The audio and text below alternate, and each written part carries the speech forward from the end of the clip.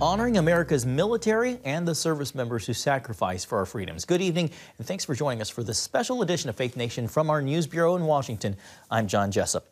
Well, a nonstop pounding headache for 9 months, the first symptom of an invisible battle scar for one veteran military pilot. For him and a tremendous number of others, traumatic brain injury haunts America's servicemen and women.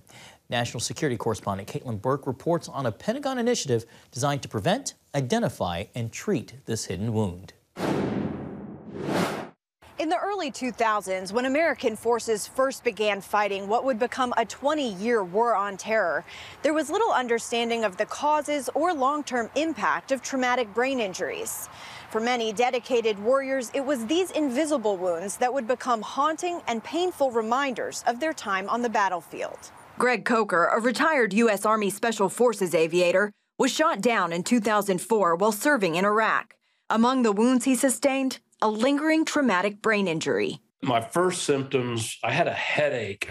I'd never had a migraine, but I had my head pounded for 9 months, constantly, nonstop. Despite seeing several specialists, no one could identify the treatment Coker needed or even pinpoint the brain injury. So after his physical wounds healed, he went on to serve 5 more combat deployments, unknowingly exposing his brain to even more trauma. It's overpressure from, incoming enemy fire, just blast from door breaches and charges. It wasn't until after Coker retired in 2007 that he truly began experiencing symptoms from multiple injuries to his brain. I would just forget things, so I would have to use my sticky notes, or I carried a tape recorder with me, actually, so I just had problems recalling. Coker admits this took him to a pretty dark place mentally before choosing to seek help. Fortunately, he found state-of-the-art treatment which provided an explanation of his long-term symptoms and even helped to reverse some of the damage. That's not the norm, however, as recent data shows less than half of the veterans suffering this injury's lasting effects will actually seek help. And those sustaining a brain injury after serving in Iraq and Afghanistan are twice as likely to consider suicide. The Pentagon realized it had a growing problem and began to take action. We had a lot of good work being done in these various areas throughout a very large Department of Defense. Over the last 20 years, huge strides have been made in researching and treating traumatic brain injuries. Now comes a new plan to build on that momentum with a single comprehensive strategy known as the Warfighter Brain Health Initiative. This called for, let's all get on the same page and synergize our efforts and coordinate it tightly so we could accelerate findings and help warfighters in a quicker way. One of the first steps of the 5-part plan will be to identify the baseline brain health of all service members, which can then be monitored throughout their career. The military works all in protocols and standards, right? So if we have an every 5-year time period that you have to get your cognition checked, that's the standard. Everybody gets it. It doesn't matter if you were deployed, if you were a cook, if you were support logistics staff, you're going to get your cognition looked at. So that takes away some of the stigma about why me? Why do I have to go? Does somebody think there's something wrong with me? And we find that there's better compliance that way. Policies will also be developed to prevent, identify, and treat brain damage caused in training as well as combat. Some of the technology that's part of this program as well, like putting blast sensors on and looking at how much blast energy goes to the body, warfighters are already making changes when they are out in the field conducting field activities because they see the numbers and they say, whoa, that's a little high. I need to stand back more. Or maybe we really need 3 people here and not 4 people here. Some of the Pentagon's progress in this area comes from research into chronic traumatic encephalopathy, or CTE, the brain disease associated with many NFL players. With these repetitive insults over time, the disease can be triggered and then it can progress all the way to dementia and death at the end stage of the disease. Veterans have also been diagnosed with this serious neurodegenerative disease, which currently can only be found post-mortem. And this plan also puts all that under one roof so that as we get findings, we can try to do something much earlier than finding it when somebody's passed away and you look at their brain tissue. For years, veterans like Coker have been advocating for this kind of support from the top. And while he says it's long overdue, he believes these new policies could save lives. You can't control enemy incoming weapon systems or whatever the case, but we sure can. We sure can put in safety standards and things like that to ensure that everybody's safe. The military has 6 to 48 months to implement the 53 action steps detailed in the Warfighter Brain Health Initiative, although completing some aspects of the plan could take much longer. For example, obtaining brain assessments of all personnel, new recruits, active duty, National Guard, and reserves could take about 5 years. A long undertaking expected to pay off in the time and investment. Caitlin Burke, CBN News, Washington. Thank you, Caitlin. Coming up, from the battle scars of physical war to spiritual warfare. Meet a Green Beret on the front lines, fighting to bring faith into war-torn Ukraine. Well, welcome back. Millions of Americans in uniform fought in the global war on terrorism, battling abroad in response to protect the homeland. Today, some of them are standing with the people of Ukraine to defend their homes against Russian aggression. Chuck Holton introduces us to one U.S. Army Green Beret in Ukraine who's there to do battle, but not in the traditional sense. Sergeant First Class Christian Hickey is a former Marine who went on to join the Army as an elite Special Forces Green Beret. When war broke out in Ukraine, Hickey felt he had to do something, but fighting wasn't part of his calling. I wasn't called here to fight. I wasn't called here to shed any blood. I was just called here to tell people about blood that was shed for them a long time ago. That calling led to concern from his superiors over a U.S. National Guardsman working in Ukraine. Nevertheless, God opened the doors for him to go. I'm not here representing the United States military. I'm not here representing my command. I'm not here representing the National Guard. I'm representing as an ambassador of Jesus Christ, and that's exactly what I'm doing here as a missionary in Ukraine.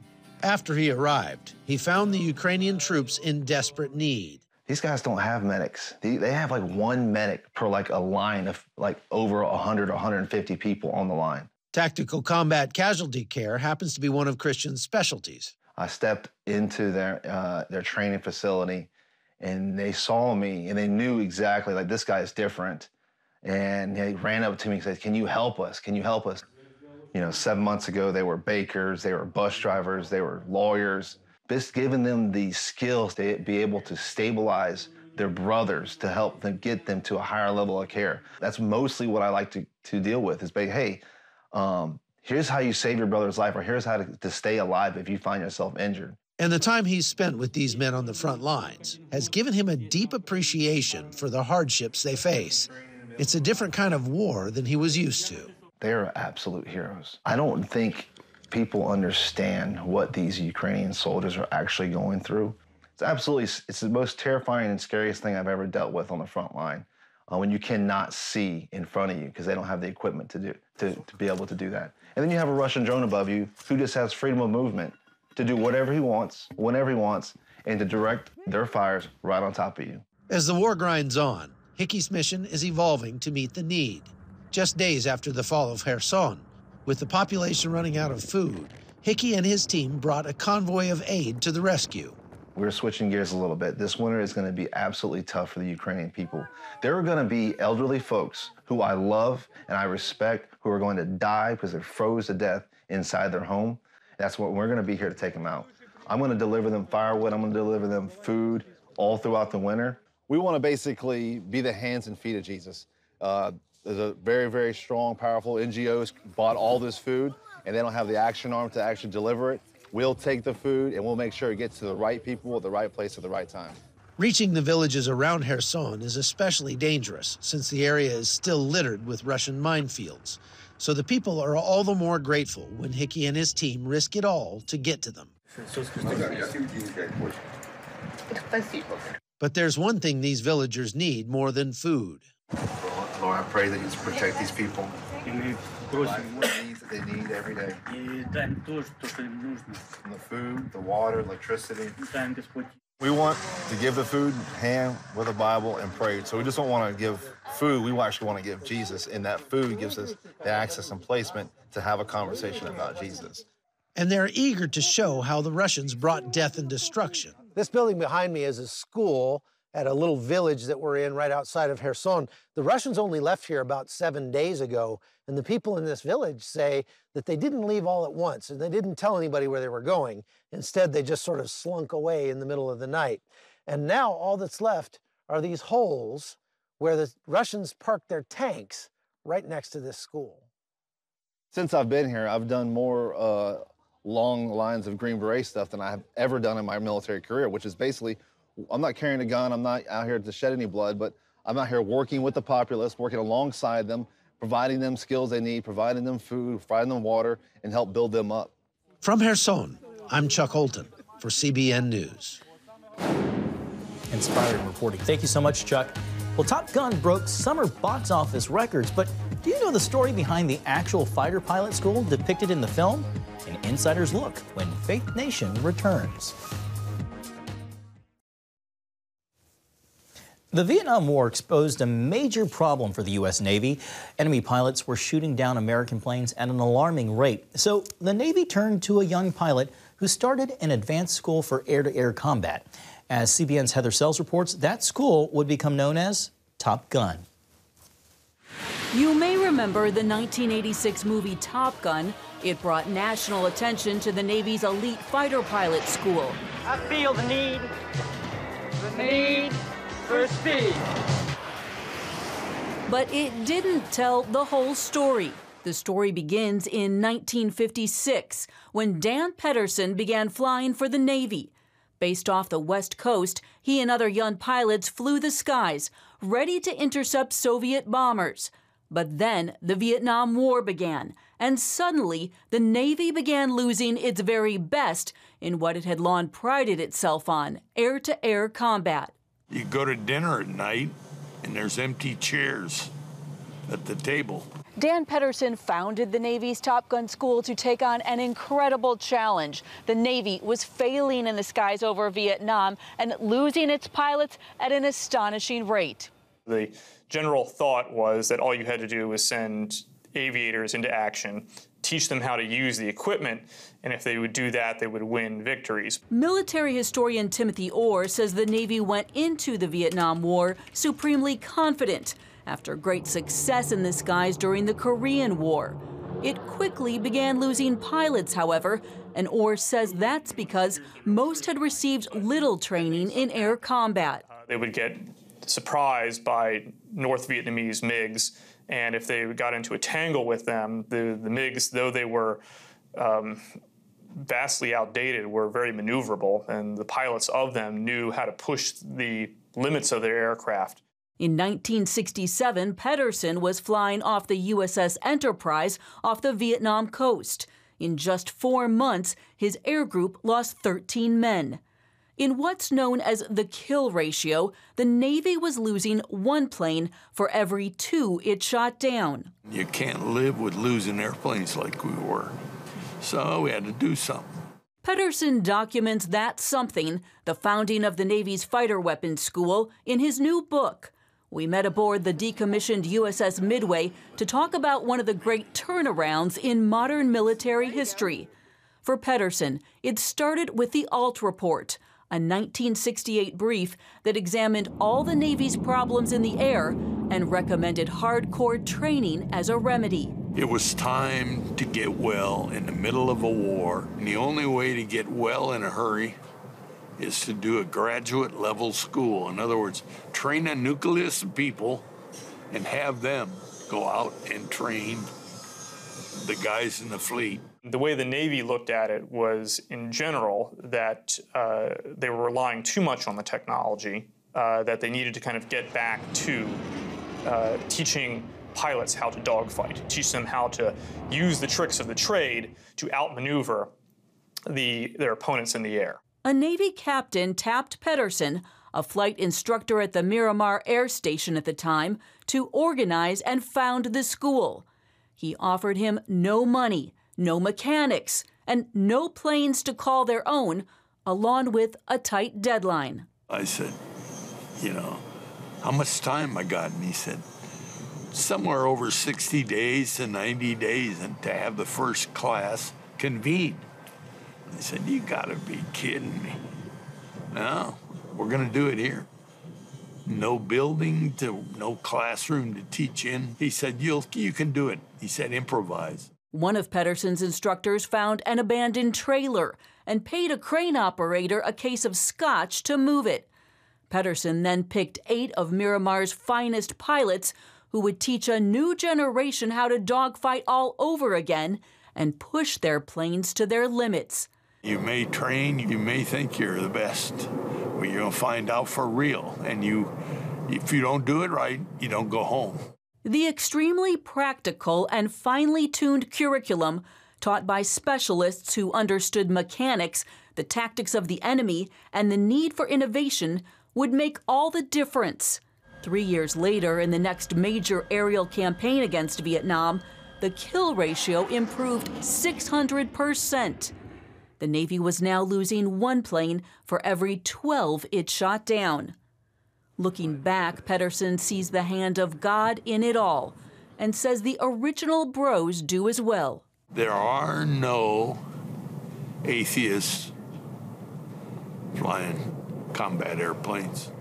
They may think they are for a while, but over the course of time, they'll have things happen to them or their airplane that will bring God right to the surface. Today, Top Gun continues to take just the top 1% of the Navy's pilots and train them to train others. The reason that U.S. Navy pilots are among the elite is because of the education they receive. Pedersen says he considers Top Gun to be bigger and better than ever. But he says he wrote the book for high school kids, trying to figure out what they want to do. He hopes they'll consider the Navy and maybe even flying if they're up for a challenge like no other. Reporting in San Diego, Heather Sells, CBN News. Great story. Thanks, Heather. The Always Faithful, what some are describing as a God movement among the Marines.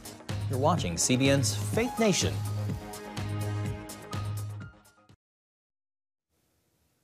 Honor, courage, and commitment, core values of the United States Marines. And while those in the ranks of the Corps are considered some of the toughest around, many rely on faith in something much more powerful to complete their military service. CBN's Mark Martin traveled to a South Carolina boot camp with a story of how some describe God on the move among young Marines. It just feels super honorable to have that title, United States Marine. CBN News caught up with Jacob Watson as he was about to graduate from boot camp. He's following in the footsteps of both his parents. It's like something I will never forget or take for granted. Plus, some of the stuff that I've learned was like stuff I never thought I could do. So it was really a blessing to be able to conquer most of these things that I was afraid about at first. But thanks to the Marine Corps, I was able to do. Watson points to his Christian faith for helping him stay the course. Without a doubt, the only way I believe, at least I got through this, was faith in Christ. Because a bunch of this stuff, like I said, mentally was, kind of scary and intimidating. But, faith, I'll tell you what, it gets you a long ways. It's the same story for others here at the Marine Corps Recruit Depot in Parris Island, South Carolina. Throughout boot camp, reading my Bible and praying, it seemed to help me a lot. And I remember thinking maybe I can't go through this. But I remember just thinking, well, if I have come this far, then God can definitely get me through the rest of it. Through forming week, I was really just in my head, really, and I needed some help. We went to church, and I was praying to the Lord at night, and I was asking for some words of encouragement. And that next day, 3 songs back to back, just you're an overcomer. He's in a fight. You're in the fight to the final round. So I fought all the way throughout boot camp. Here's the chapel at Parris Island Marine Corps Recruit Depot. There are 9 chaplains on duty at this installation, and one of their roles is to make sure that every person has the right to practice his or her faith and is free of discrimination. I'm ensuring that their First Amendment right is being constitutional right is being protected to exercise their religion. Lieutenant Dawn Ashley is one of the 9. I care for them, and that sometimes is through counseling, a lot of times through counseling here at Parris Island, because it's boot camp and they're stressed a lot of depression, a lot of anxiety. So we care for them pastorally also. She said, I wrote this down when you said it, and I meditate on it. I pull it out when I'm having a hard time. I pull it out when things feel like they're really closing in on me, and it gives me a sense of hope. And so as a chaplain, that was one of those moments where I realized that the work that we do really does impact people. It really does kind of buoy their spirit and help them grow in their walk of faith. Those who we get the honor of serving here, regardless of their faith, we have found that spirituality plays an important part. And for those that are Christians, we've really seen how they have received breakthrough from all of their past challenges, breakthrough by their hair, and we see them really evolve to their higher level of self through Christ Jesus. And we're so honored that we get to love on them, to support them, and to walk alongside with them in this journey. A lot of times they run away from the faith. They get here and they think they can do it on their own, and they quickly understand that they can't do it on their own. They need God. They need that connection with God. And so a lot of them come back to their faith while they're here. Jesus means everything to me. As a drill instructor, Staff Sergeant Evelyn Espinal must be tough as nails to train these recruits. Still, she faces difficult times and shared how the love and strength of God gets her through. It was a very, very, very emotional time for me. I don't cry often, but when it comes to God and Jesus, I bawl my eyes out. And I needed that. I really needed that. I needed that strength to push through because I was struggling. It was my first years as a drill instructor. Those are the hardest years. Captain Stephen Sigmund hopes how he lives his Christian faith will be seen and possibly inspire fellow Marines. Definitely not perfect by any means. No one really is, and Christ did not expect that out of folks either. But to be able to, maybe one person at a time, have someone look at you and say, you know, they are different. There's something that's maybe different about them. And hopefully letting some form of Christ in me manifest itself to be able to have an example that maybe I'm making an impact on one person in each unit that I go to. Allowing his faith to make an impact, an action Sigmund describes as fulfilling God's calling to be the change or light in the world. Mark Martin, CBN News, Parris Island, South Carolina. Thanks, Mark. And to the men and women who serve and are veterans and their families, thank you for your service. And thanks so much for watching tonight. We hope you have a great night and see you next time.